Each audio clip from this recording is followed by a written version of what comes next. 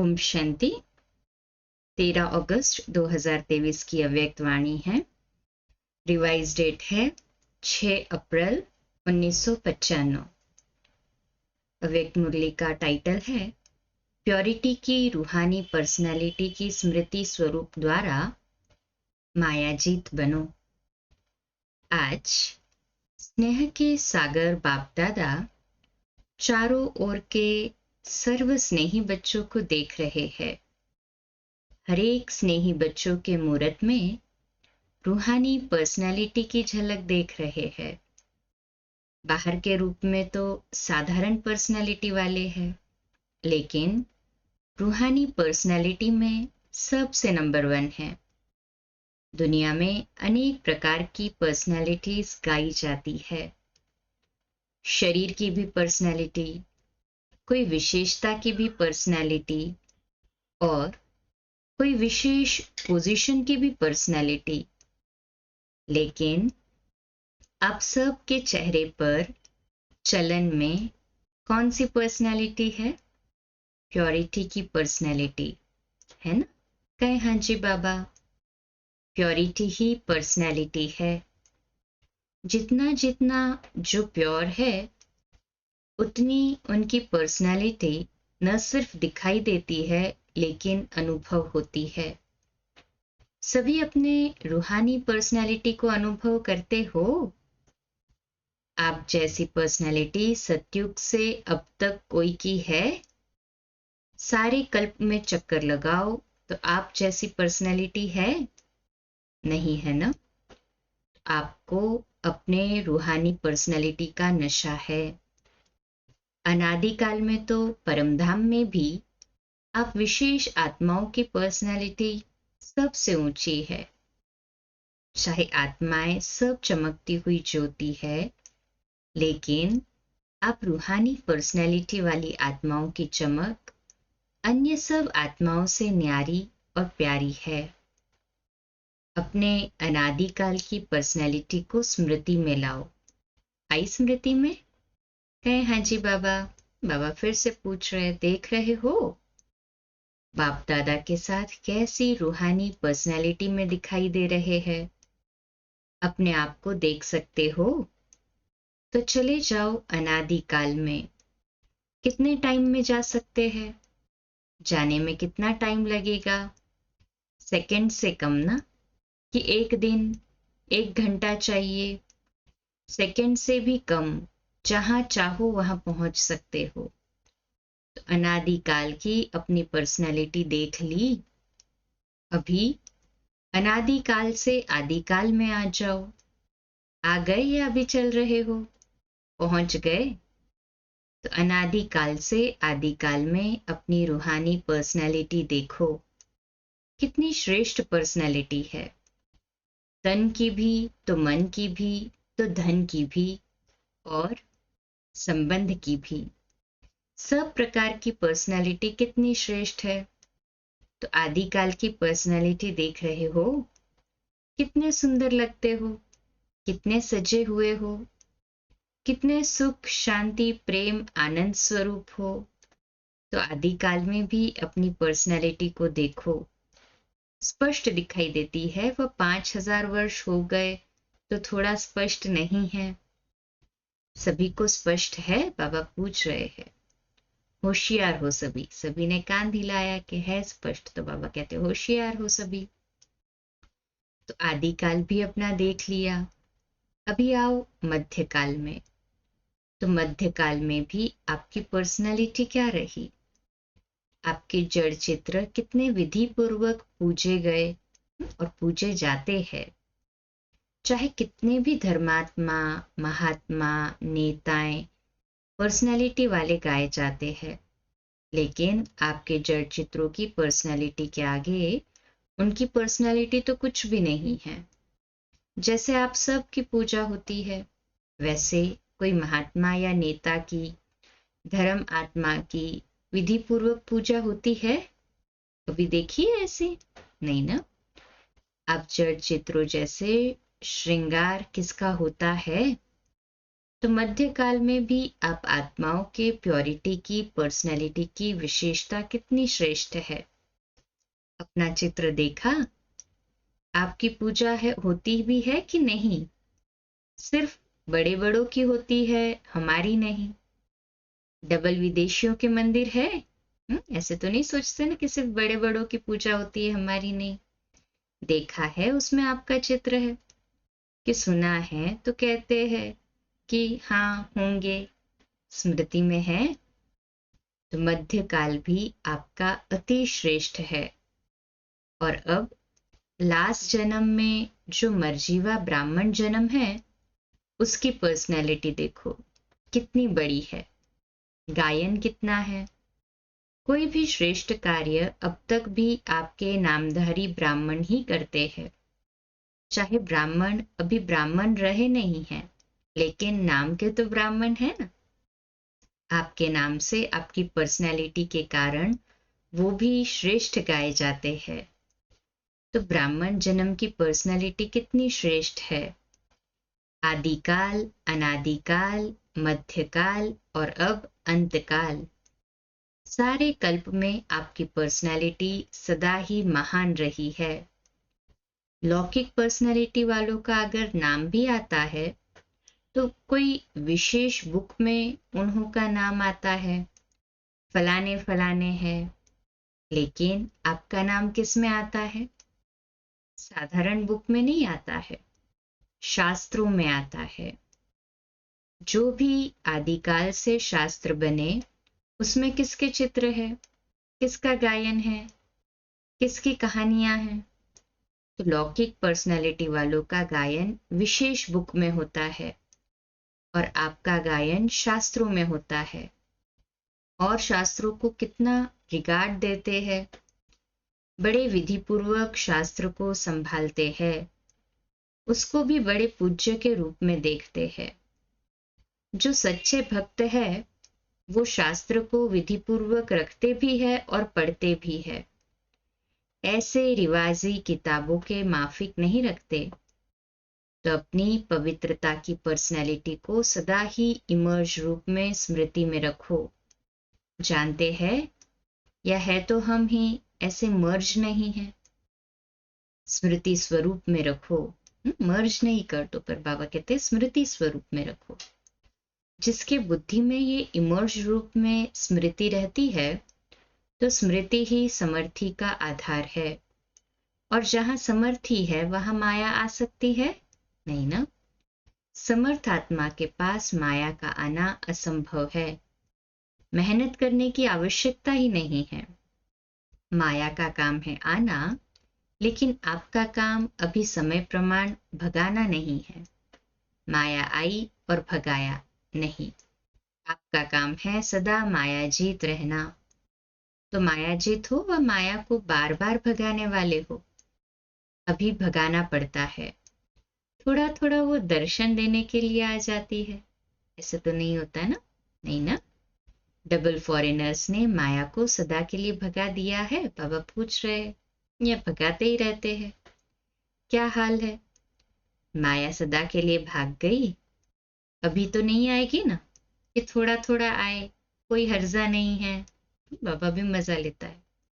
फिर भी आधा कल्प की दोस्ती है, फ्रेंड है ना, उसको ऐसे ही छोड़ देंगे? आवे ही नहीं। सुनाया न कि समय समाप्त होने के पहले बहुत काल का मायाजीत बनने का अभ्यास चाहिए।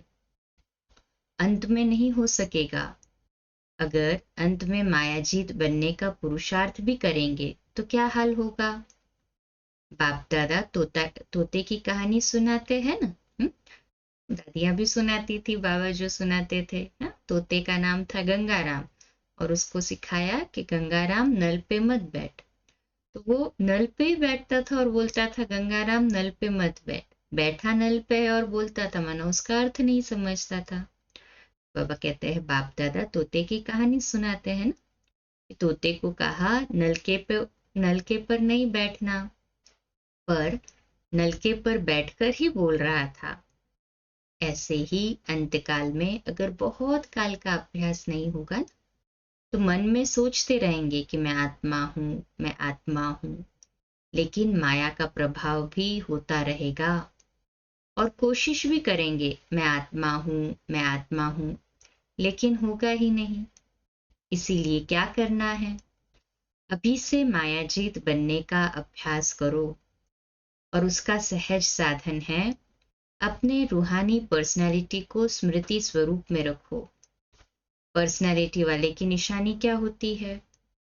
जो ऊंची पर्सनालिटी वाले होते हैं उसकी कहाँ भी किसी में भी आंख नहीं जाएगी।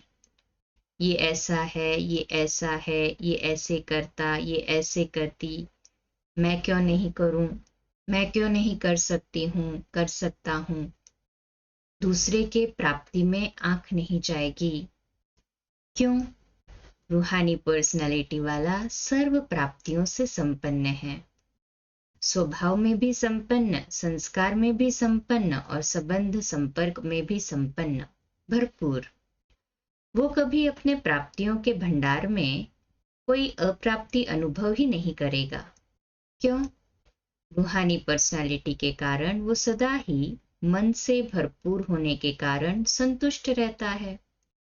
आंख दूसरे की प्राप्ति में जब जाती है, जब अपने में अप्राप्ति अनुभव करते हैं, तो कोई अप्राप्ति है क्या? नहीं ना। गीत क्या गाते हैं? अप्राप्त नहीं कोई वस्तु ब्राह्मणों के खजाने में। ये गीत मुख से नहीं मन से गाते हो ना? जो गाते हैं वो हाथ उठाओ। अच्छा, डबल विदेशी भी गीत गाते हो, अच्छा है। बाप दादा आज चारों ओर के बच्चों की प्योरिटी की पर्सनैलिटी चेक कर रहे थे। प्योरिटी की परिभाषा को भी अच्छी तरह से जानते हो। प्योरिटी सिर्फ ब्रह्मचर्य व्रत नहीं। ब्रह्मचर्य व्रत में तो आजकल के सरकमस्टांस अनुसार कई अज्ञानी भी रहते हैं, ज्ञान से नहीं लेकिन हालातों को देखकर। कई भक्त भी रहते हैं, वो तो कोई बड़ी बात नहीं है ना। लेकिन प्योरिटी को सारे दिन में चेक करो। पवित्रता की निशानी है स्वच्छता, सत्यता।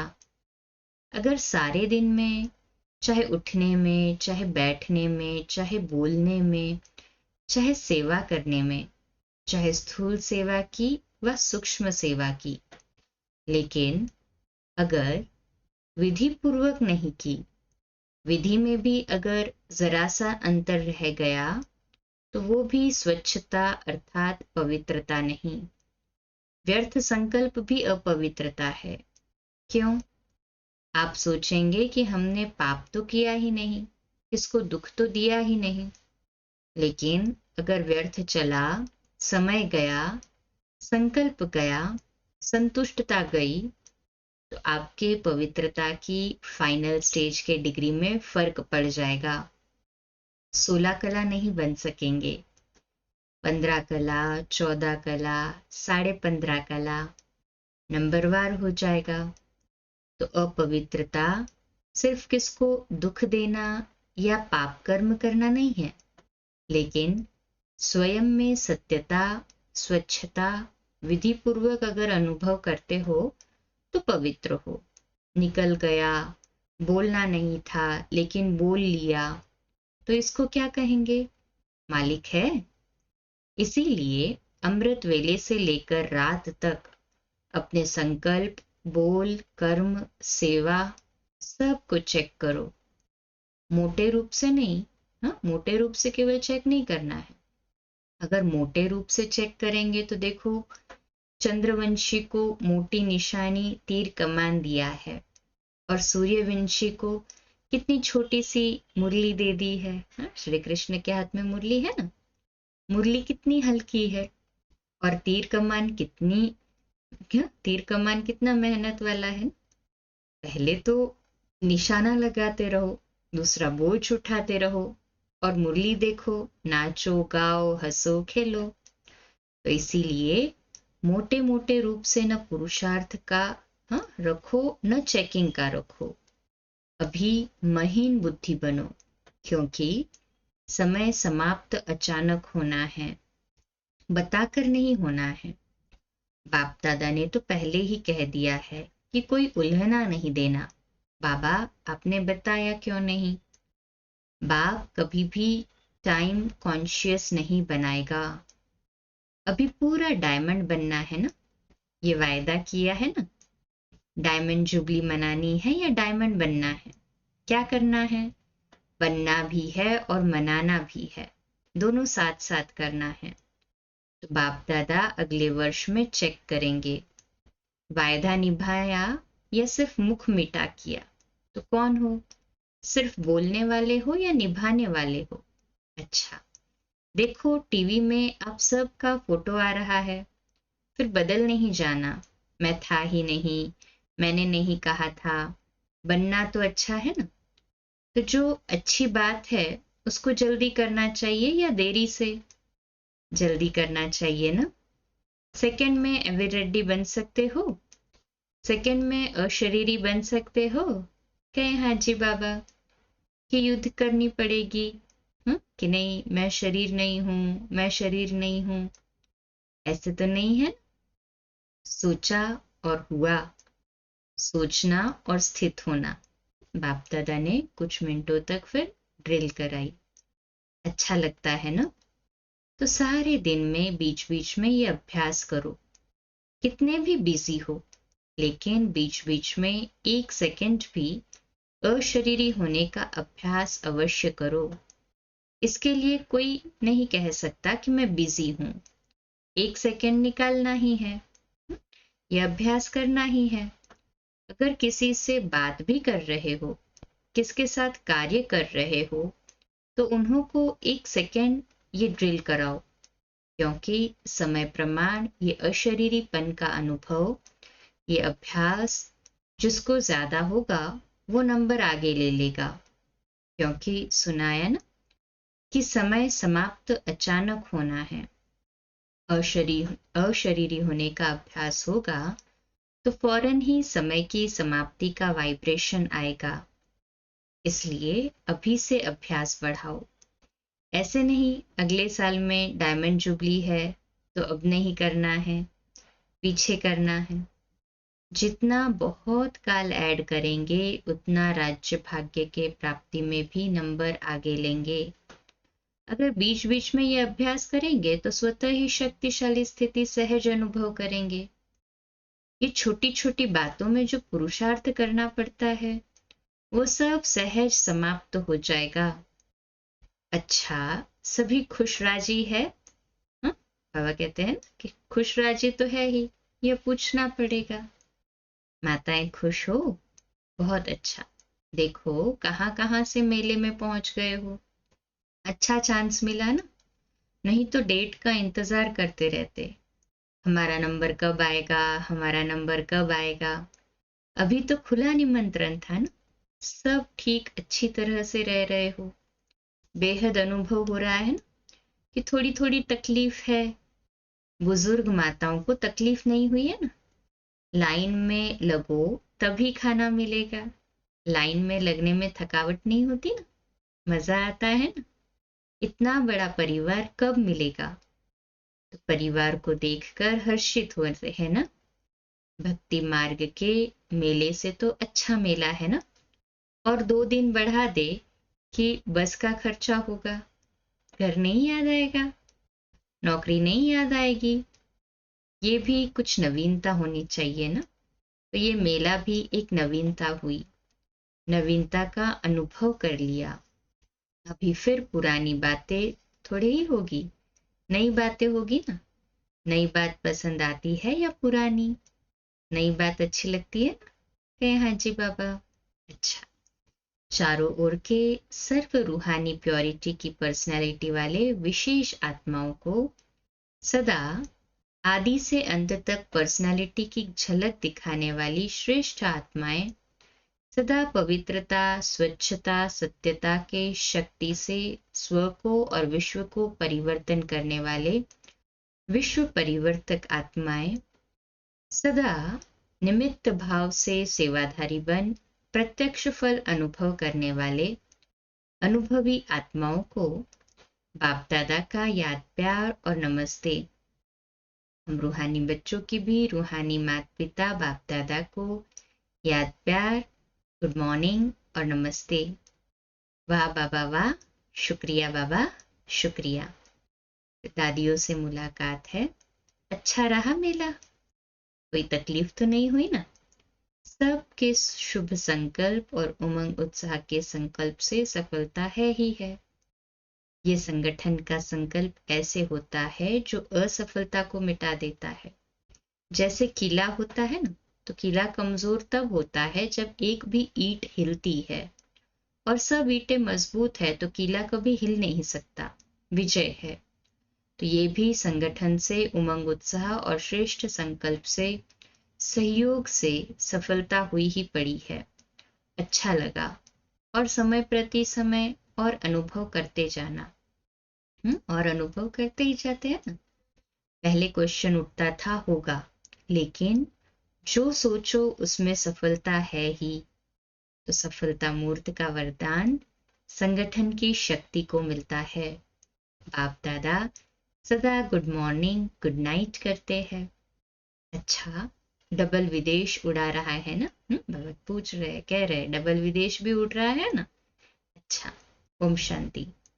आज का मीठा वरदान है, स्वराज्य अधिकारी बन कर्मेंद्रियों को ऑर्डर प्रमाण चलाने वाले अकाल तख्त सो दिल तख्त नशीन भव। तो आज का हमारा स्वमान है, मैं दिल तख्त नशीन आत्मा हूँ। जितना हम अपने आत्मिक स्वरूप में भ्रुकुटी के मध्य में अकाल तख्त पर विराजित है, उतने ही बाबा के दिल तख्त पर भी है। तो मैं दिल तख्त नशीन आत्मा हूँ, मैं अकाल तख्त नशीन आत्मा हूँ, अर्थात स्वराज्य अधिकारी राजा हूँ। जैसे राजा जब तख्त पर बैठता है तो सब कर्मचारी ऑर्डर प्रमाण चलते हैं ना, ऐसे तख्त नशीन बनने से ये कर्मेंद्रियां स्वतः ऑर्डर पर चलती है। जो अकाल तख्त नशीन रहते हैं उनके लिए बाप का दिल तख्त है ही, क्योंकि आत्मा समझने से बाप ही याद आता है। फिर न देह के संबंध न पदार्थ, एक बाप ही संसार है। इसलिए अकाल तख्त नशीन बाप के दिल तख्त नशीन स्वतः बनते हैं। स्लोगन है, निर्णय करने, परखने और ग्रहण करने की शक्ति को धारण करना ही होली हंस बनना है। अच्छा, कम बोलो, धीरे बोलो, मीठा बोलो, सत्य बोलो, सोच समझ कर बोलो, निमित्त भाव, निर्माण भाव, निर्मल वाणी। आज का नया दिन आप सभी को मुबारक हो, मुबारक हो, मुबारक हो।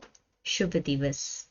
आज रात्रि क्लास 8:45 बजे, कल सुबह अमृत वेला मेडिटेशन 3:30 से 4:30 और प्रातः मुरली क्लास 4:45 बजे। अच्छा, ओम शांति।